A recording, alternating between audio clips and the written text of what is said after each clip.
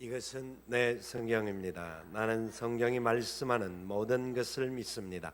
나는 하나님의 자녀이며 성경 속에 있는 모든 약속들도 내 것이고 성경이 할 수 있다고 한 모든 일들을 나는 할 수 있습니다. 나는 지금 영원 불변한 하나님의 말씀을 받습니다. 내 생각은 깨어 있고 내 마음은 열려 있습니다.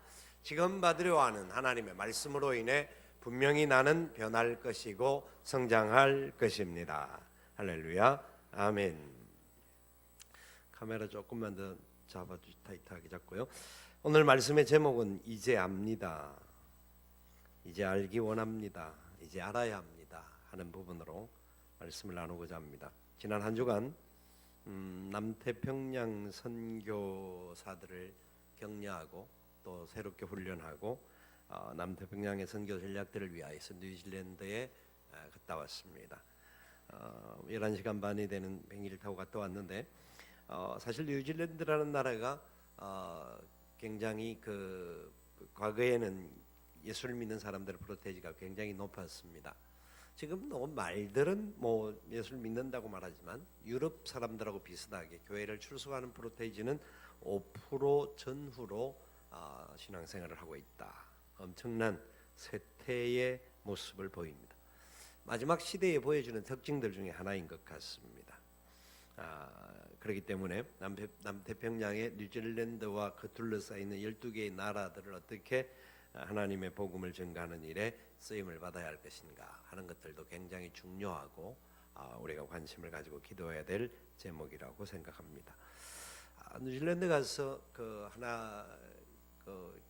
처음에 자꾸 어떤 이야기를 하는데 키위 그러더라고요. 그래서 키위는 먹는 건데 여러분 그건 아시잖아요. 키위가 먹는다라는 걸 알죠. 키위를 말을 하는데 이 사람 말을 하다 보니까 좀 다른 것 같아요. 보니까 키위가 세 종류가 있어요. 그게 먹는 키위가 노란 거 이런 게 아니고 먹는 것 하나. 그 다음에 뉴질랜드 새를 키위라고 그래요. 키위라고 그러고 또 뉴질랜드 사람을 키위라고 그러더라고요.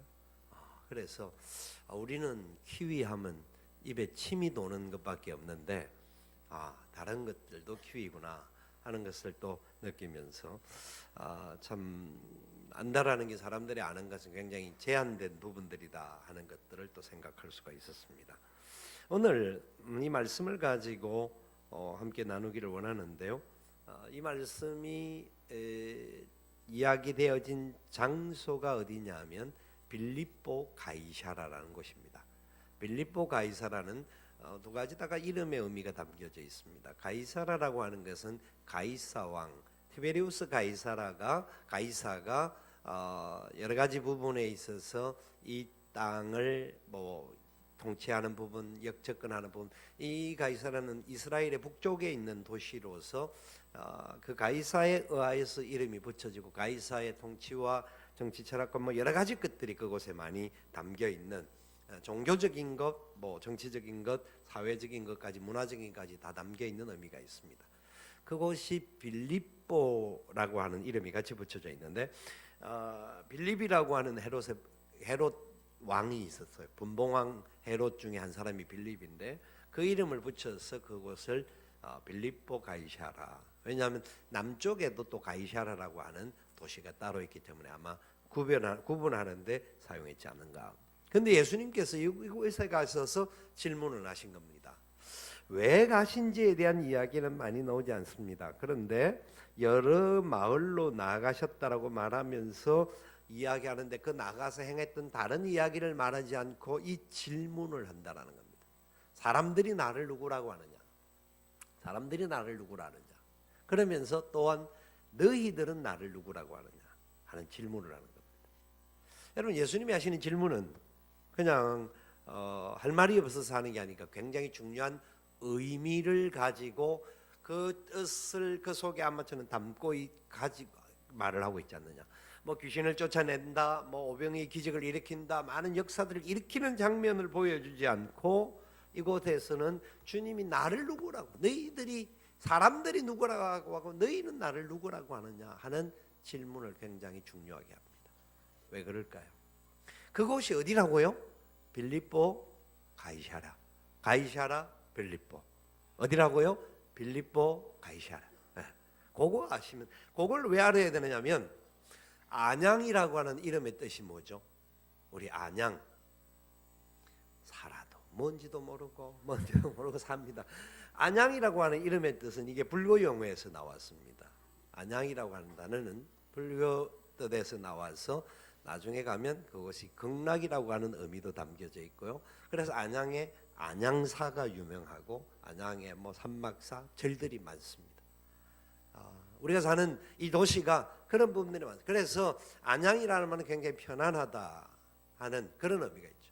뭐 불교적인 용어이지만 믿음의 사람들이 사는 우리 안양은 하나님의 나라가 되는 안양이 될 줄 믿습니다. 우리는 그런 의미로 사는 거죠. 그래서 그런 의미가 이름에 담겨 있듯이 가이사라 빌립보, 빌립보 가이사라에도 이 로마 황제의 스피릿과 모든 것이 많이 담겨 있습니다. 마가복음 1장 1절이 뭐라고 그러죠? 마가복음 1장 1절. 그렇죠. 뭐 몇 개월이 지났는데 그걸 뭐 아직도 기억하고, 하나님의 아들 예수 그리스도의 복음의 시작이라. 왜 마가복음 1장 1절에 그렇게 썼다고 말씀을 드렸습니까? 그 시대의 복음은 하나님의 아들 예수 그리스도가 아니라 그 시대는 가이사가 복음이었던 시대였습니다. 그 시대는 가이사가 왕이고 가이사의 모든 것이 통치되었던 나라였습니다.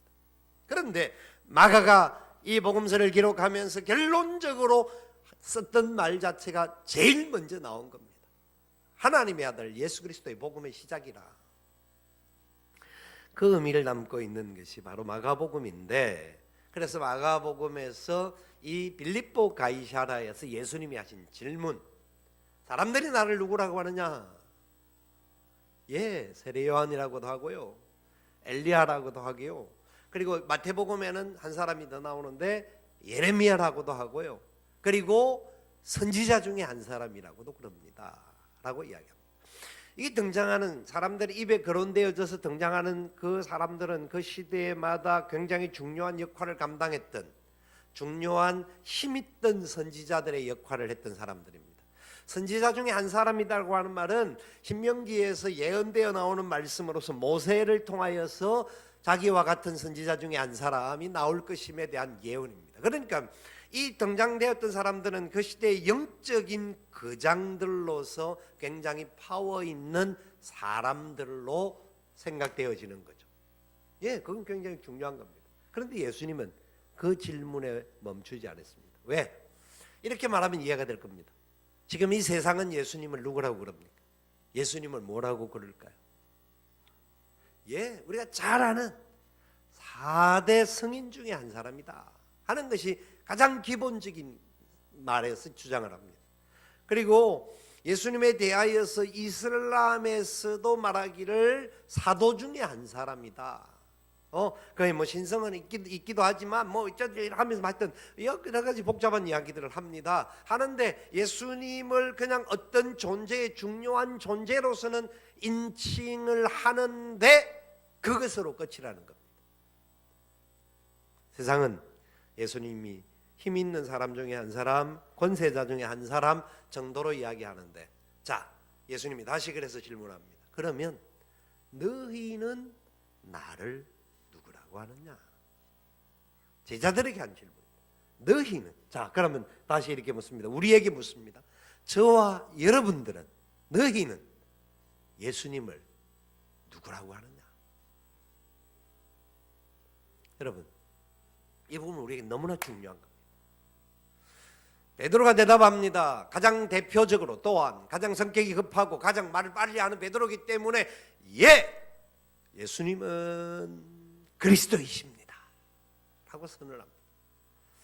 그리스도라고 하는 말은 굉장히 중요한, 보냄을 받은 자, 나중에 메시아라고 하는 의미가 히브리어의 메시아와 연결되어지는 굉장히 중요한 의미들이 담고 있는데, 예수님 앞에 베드로가 그리스도입니다 라고 말하는 것을, 근데 이상한 것 중에 하나가 30절에 주는 그리스도신이다 라고 대답을 했는데 뭐라고 말합니까? 이에 자기의 일을 아무에게도 말하지 말라 경고하시고.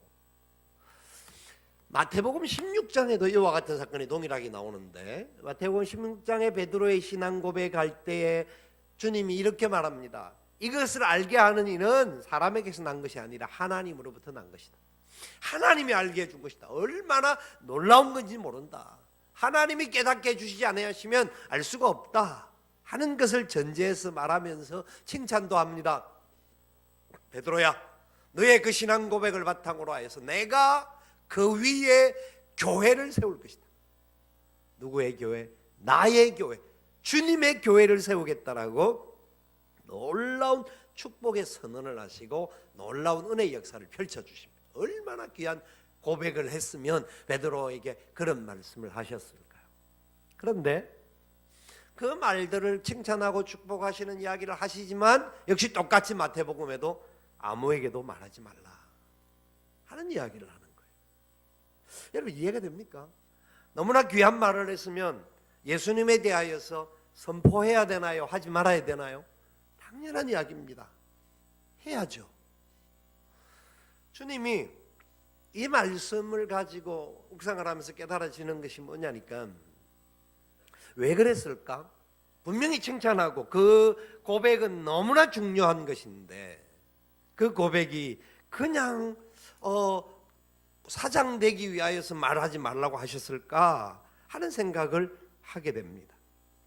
여러분, 예수님께서 엘리야와 선지자와 뭐 어떤 세례 요한이나 예레미야 그와 같은 사람이라고 하는 그런 말에 대해서 우쭐대고 싶은 마음이 있는 분이 아니었습니다. 그분의 신앙, 이 고백, 그분에 대해서 베드로가 그리스도라고 칭했는데 귀신들이 예수님을 뭐라고 했는 줄 아십니까? 마가복음에서 예수님에 대하여서 귀신들이 이야기한 것들도 있습니다. 생각나십니까? 생각날까요? 뭐라고 그랬죠? 대강 말해도 맞습니다. 귀신들은 귀신같이 맞춘다고 제가 그랬잖아요. 그렇게 말했습니다. 귀신들이 예수님에 대해서 하나님의 아들이다. 하나님의 아들이다. 사람들이 그 누구도 고백하지 않았을 때 마가복음 3장과 5장에 귀신들이 두려워 떨며 예수님에 대하여서 선언했습니다. 그때 잠잠하라고 그러셨어요. 그런 걸 보면서 베드로가 예수님을 그리스도이십니다 라고 하는 신앙 고백을 한 것은 너무나 귀한 고백이지만 그 고백에 아직은 베드로의 모든 것이 담겨져 있는 것은 아니고 하나님의 놀라운 은혜와 보여주시는 것이 그것이 전부 다 그 속에 심어 들어간 것도 아니다라는 말입니다. 무슨 말이냐면 베드로가 이렇게 아름다운 신앙 고백을 하고 교회를 주님께서 그 위에 세우시겠다고 말을 했는데 베드로의 삶이 어땠습니까?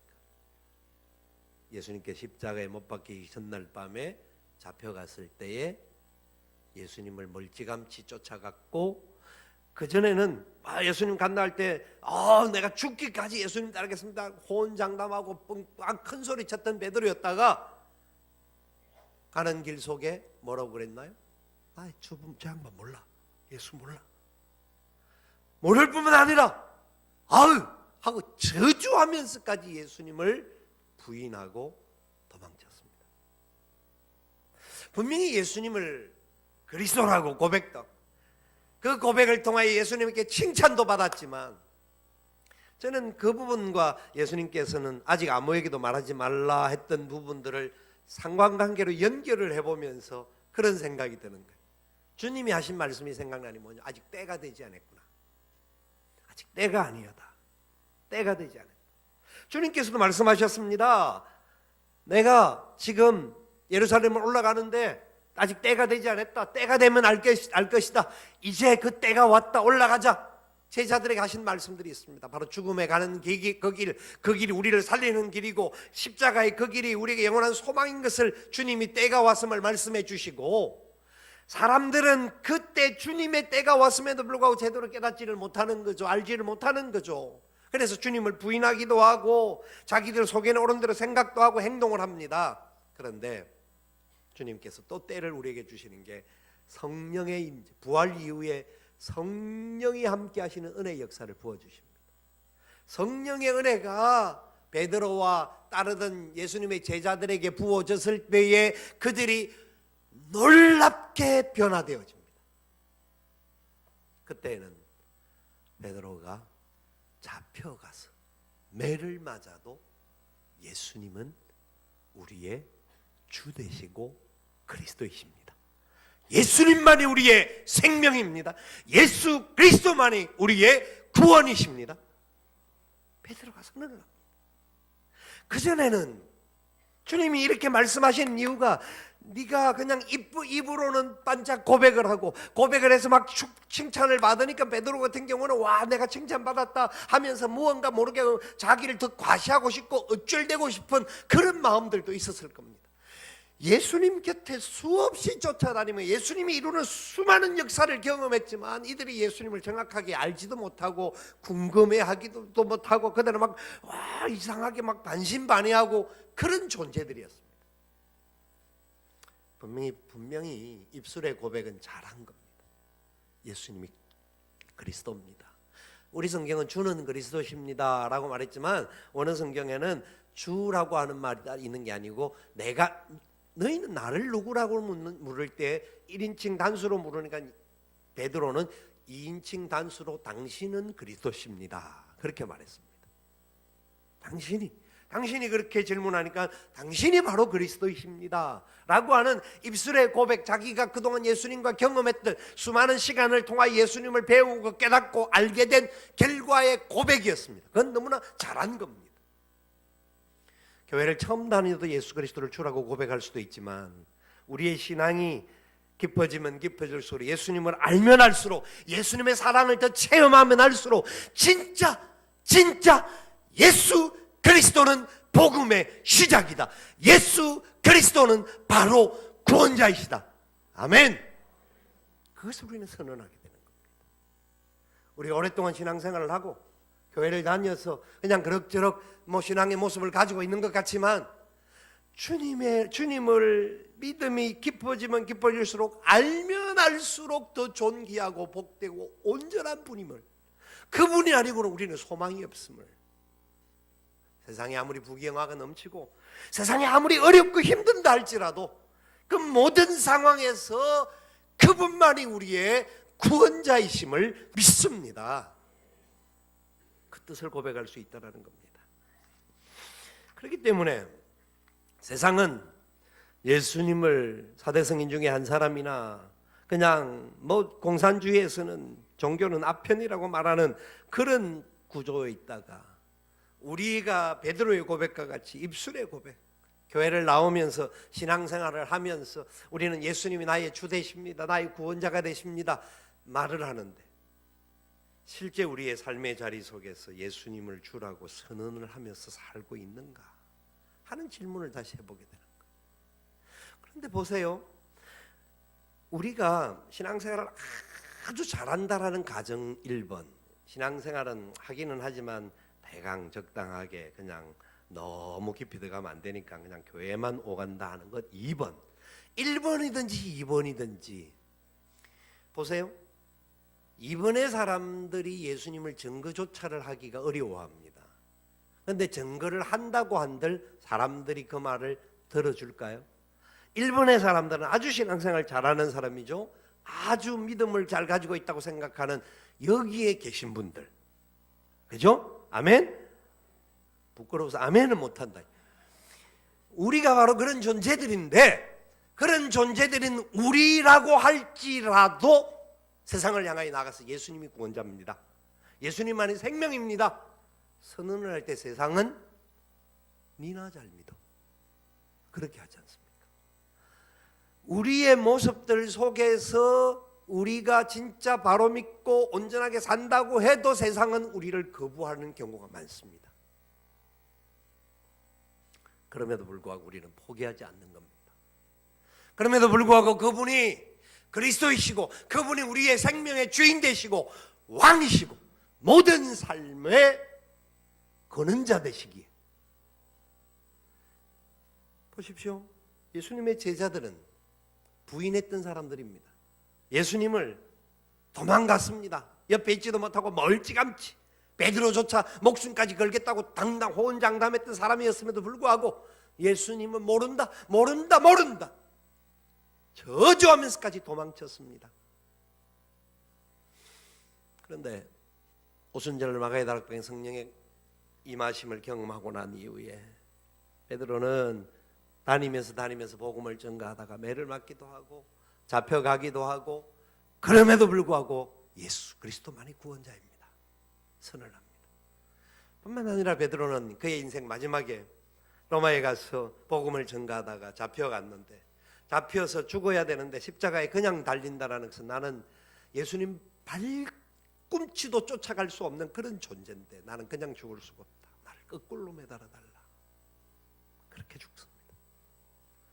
그렇게 죽어도 그의 가슴 속에 이 주님을 더 나타내고 더 선언하고 더 보여주고 싶은 심정이었습니다. 예수님의 모든 제자들이 다 순교를 하였습니다. 그런데 사도 요한은 마리아를 지키느라고 순교를 못했다고 그랬지 않습니까? 그런데 사도 요한의 제자가 있는데 여러 사람이 있는데 그 중에 한 사람이 폴리갑이라고 하는 사람이 있습니다. 아마 여러분 이야기를 했습니다. 폴리갑은 사도 요한을 통하여서 예수 그리스도를 전수받고 그 은혜를 받고 모든 것을 훈련을 받으면서 마지막에 그가 전했던 복음의 역사가 얼마나 아름다운 역사를 많이 펼쳤는지 모릅니다.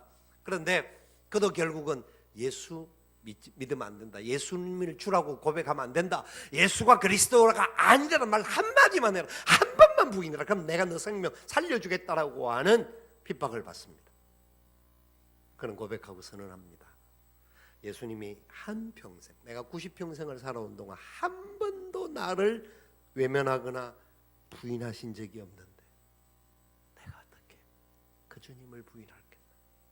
5분만 참으면 그 주님 품 안에 들어갈 텐데 내가 왜 부인하겠나. 그래서 화형당해서 죽었습니다. 왜요?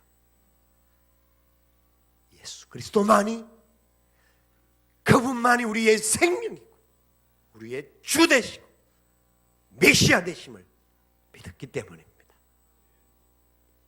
믿으십니까? 우리의 신앙의 선조들이 그렇게 살았습니다. 입술의 고백만이 아니라 삶의 고백을 했습니다. 내 생명을 들여서 죽기까지 갈지라도 예수 그리스도를 높이는 일에 앞장섰습니다. 그들은 자기의 생명을 조금도 귀중한 것으로 여기지 않고 달려갔던 사도 바울과 같은 삶을 살은 사람들이었습니다. 주기철 목사님이 그랬고 손양원 목사님이 그랬고 많은 신앙의 선배들이 그 길을 달려갔더랬습니다. 여러분, 예수님을 누구라고 생각하십니까? 나는 예수 그리스도를 누구라고 생각하십니까?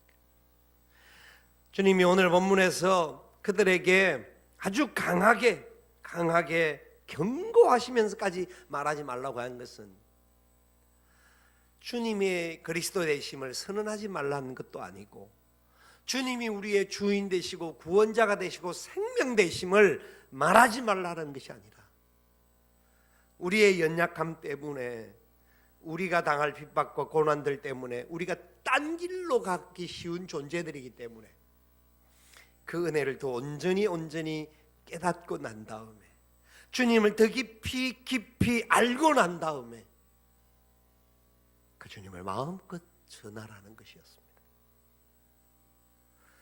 12월은 성탄의 계절이지 않습니까? 성탄절이 우리에게는 얼마나 큰 기쁨입니까? 그렇지 않아요? 여러분, 성탄절이 별로 안 기쁘죠? 성탄절은 우리가 너무나 귀한 날입니다.